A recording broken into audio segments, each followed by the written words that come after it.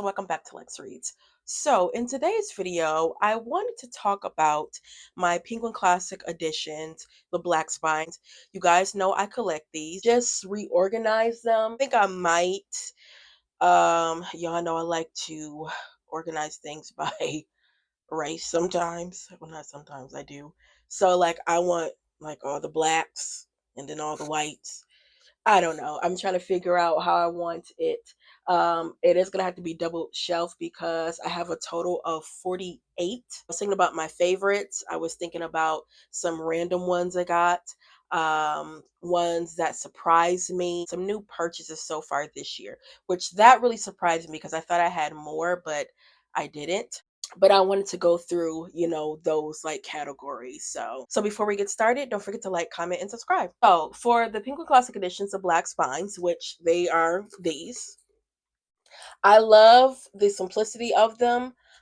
Usually I always like the covers sometimes, but more importantly, I like the way that they read. I am big on font because I cannot enjoy a book where if the font is too little, that's just torture. Okay. It already takes a lot of concentration and patience and time to sit down and read a book. I don't want it to be strenuous. I don't want it to be a chore. Start with the purchases this year. So far, only bought 3 books from this edition this year. The first was Claude McKay, Home to Harlem. This is their first book that they published this year in January.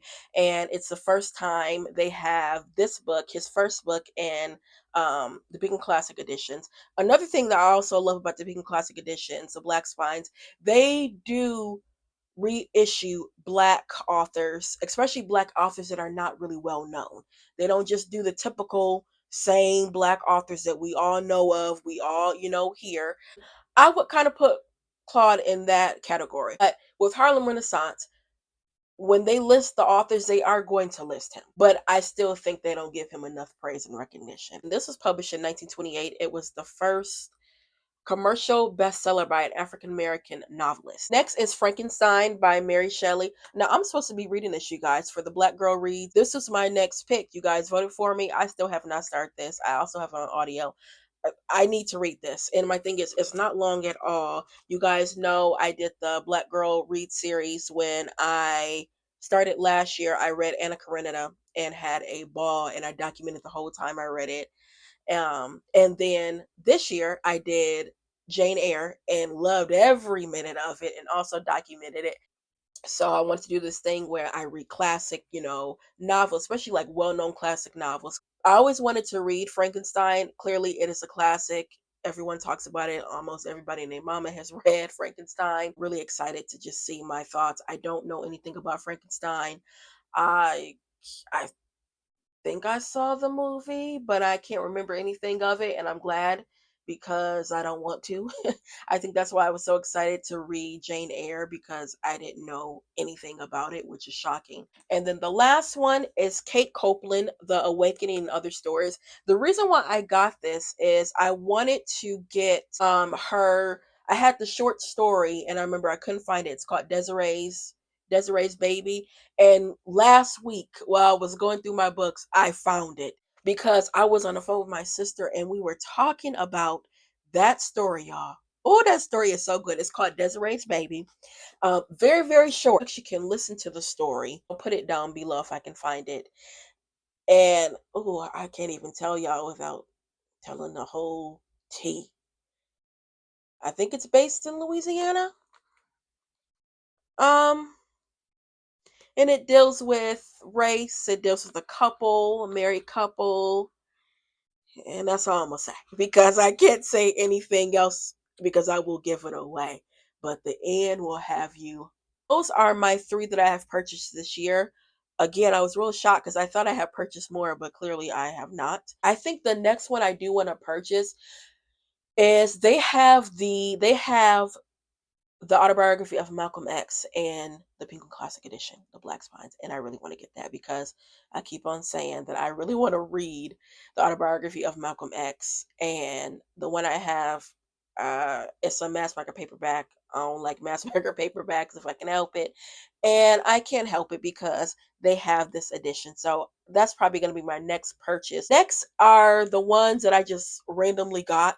And it is so random, y'all. But the first one is this Benjamin Franklin, the autobiography and other stories. So he actually wrote his autobiography. Every time I would go to Barnes and Noble, I would always look at this and never get it. But I would open it, read some passages, and look at it, and I wouldn't get it. And one day I said, "Girl, just go get this."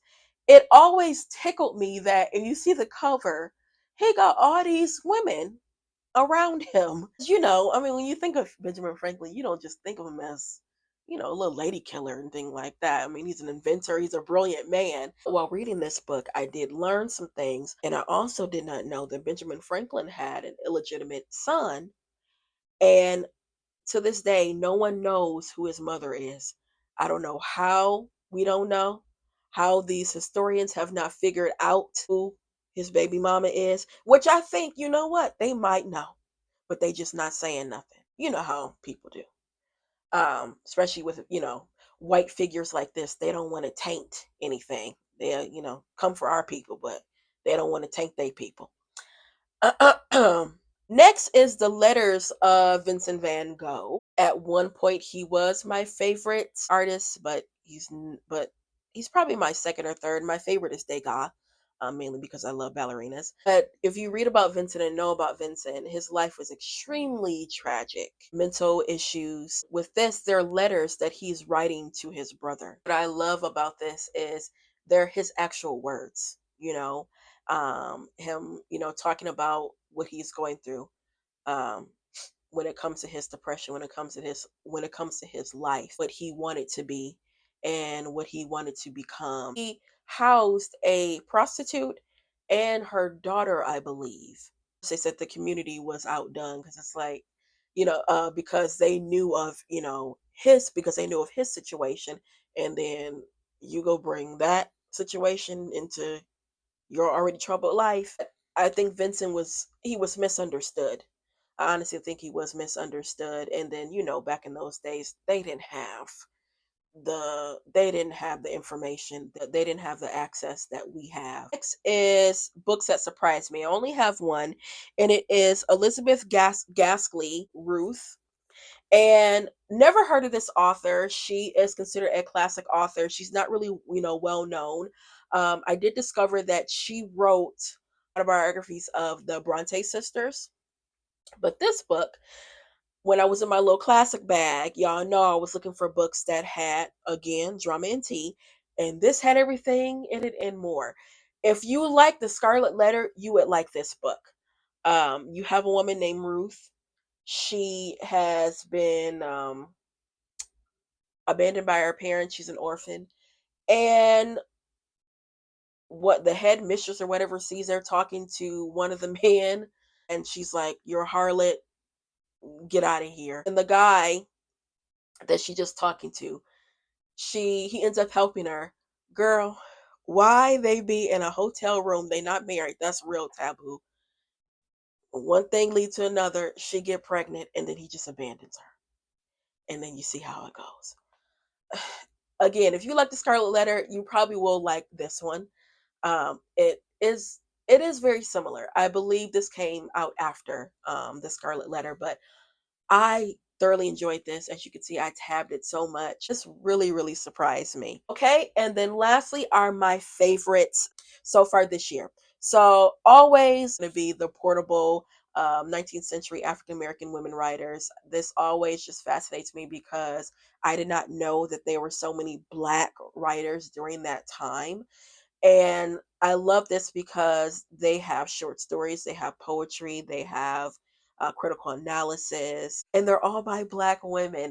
And I think also just to see what like Black women were reading during that time, during the 19th century.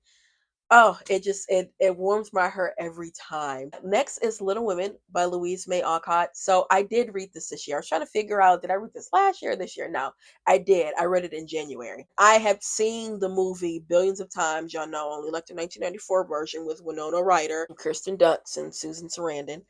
And I was like, you know what? I really want to read it. And I had a ball reading this. I listened to it while reading it, and just one of my favorites. Yeah. This book, classic. I understand why people love this book. I understand why people read this book over and over again. But I thoroughly enjoyed this year when I was reading it. So yeah. And then lastly, Jane Eyre by Charlotte Bronte. Oh my gosh, you guys were so right. So right when it came to this book. Y'all. Oh, I enjoyed this. I enjoyed this so much. And again, just like Little Women, I can see why, people say that this is their favorite book. They've read it, numerous times because this is such a great story from beginning to end. And I also love just I love the ending because you get a happy ending, but there's also a twist and like a secret revealed, and it's like, oh wait, seriously?